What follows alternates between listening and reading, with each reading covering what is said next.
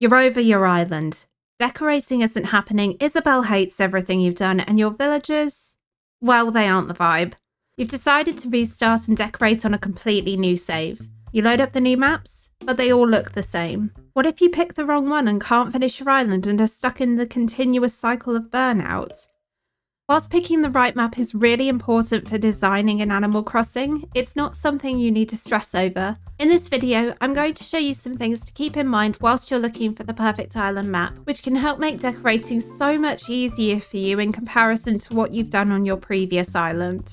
When you first boot up New Horizons, you were greeted by Timmy and Tommy, who introduce you to the Deserted Island Getaway Package. As part of this service, you get to pick an island from 4 maps that you would like to play on. All of the maps are roughly the same size, so you just have to pick which one you like the best. So because you can only pick one map, you want to make sure it's the right one for whatever you're planning. If you choose a map with an awkward layout, you may find that you quit playing Animal Crossing altogether. Even though these maps seem randomly generated, it turns out they're more predictable than you may have thought. I recently found a post on Reddit where a user did extensive testing whilst looking for their perfect island. They found 95 different river templates in the game which have a set position of your river, terraforming, and resident services. I hope this is accurate, as I couldn't find and have never heard of any data mine going into detail on New Horizons maps, but based on my own experience and watching other people restart their islands, I wouldn't say this is far off.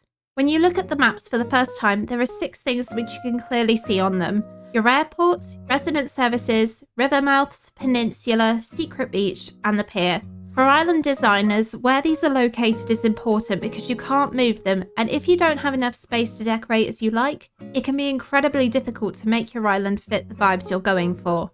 So let's start with the river. There are 3 different types you can get: east, west, and double south rivers. You can pick whichever one is right for you, but most of the Animal Crossing community agree that the worst one is the Double South River because it ends up being too close to the outer edges of your map, so you end up with very little space to decorate. If it's your first time fully decorating an island or you aren't as confident with terraforming, you may want to pick an east or west river instead so you have more space for decorating and don't have to worry about learning how to terraform around a double south river. From there, the next thing you want to pay attention to is the locations of your resident services and your airports. As the Reddit post reveals, the location of your plaza is set based on the river template, but your airport can appear in a random location along the southern beach. Most of the time, players are typically looking for resident services to be as far away from the airport as possible and for the airport to be in line with resident services.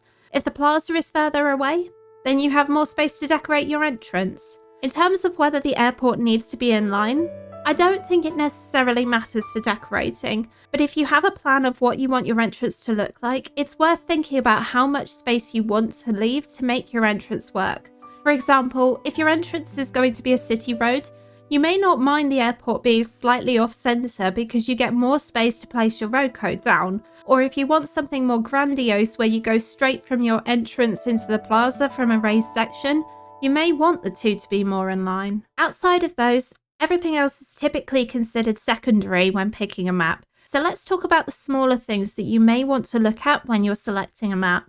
Your peninsula is a small outcropping of land that breaks up your beaches on either the left-hand side or the right-hand side of your island. What you may not be aware of is that there are 3 sizes you can get, and depending on what you want to do with it, you may want a larger peninsula to decorate. It's slightly harder to see on the maps when they first appear, but if you see this has a more rounded shape to it, then you know you have the largest size, and if it's really skinny, you have the smallest one.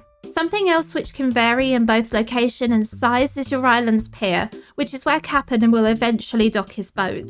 This will either appear on the left or right towards the bottom of the map and either comes in a short or long version. I've personally had both types of docks and I find I prefer a shorter dock, but if you need more space for decorating this and you want to make it a proper feature on your beaches, you can always look for a longer dock.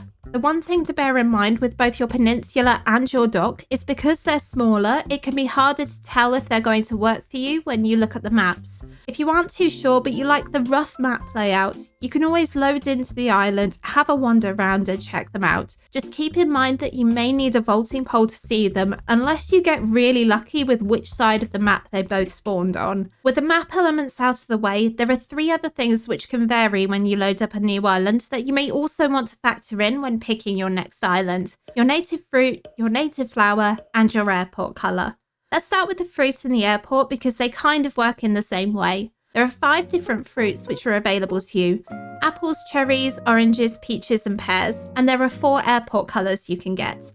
Both of these are randomly picked when you load into a map, so if you don't get the one you want, you can always re-roll for a new map. Just keep in mind that you can't see which fruit you have until you fly onto the island for the first time, and you won't see the airport until you leave it. Your native flower, though, is not completely random. Although there are 8 different breeds of flowers in Animal Crossing New Horizons that you can have as a native flower, you don't get a random selection from all of them. The game instead picks a flower based on your character's birth month, which you set at the start of the game. For each birth month, there are a list of 3 or 4 different flowers you could receive, and the game randomly picks one of those when you load in.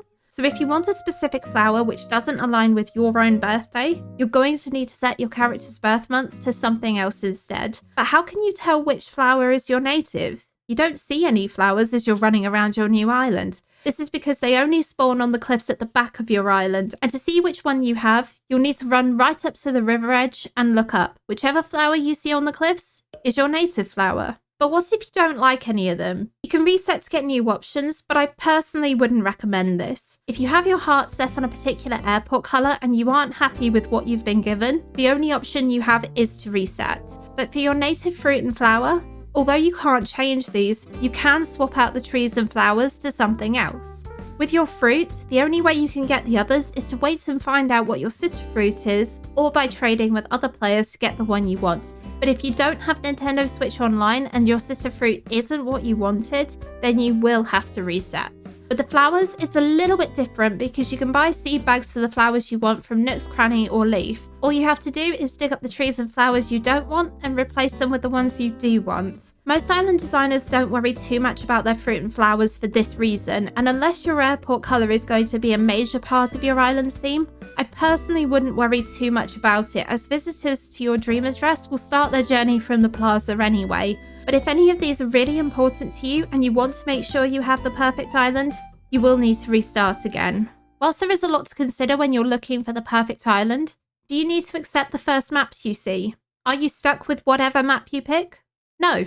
If there's something you don't like about your map, you can always close out of your game, delete your save data and speak to Timmy and Tommy again. There's no limit on the number of times you can do this, unless you want to count your patience as you look for hours to find the right island for you.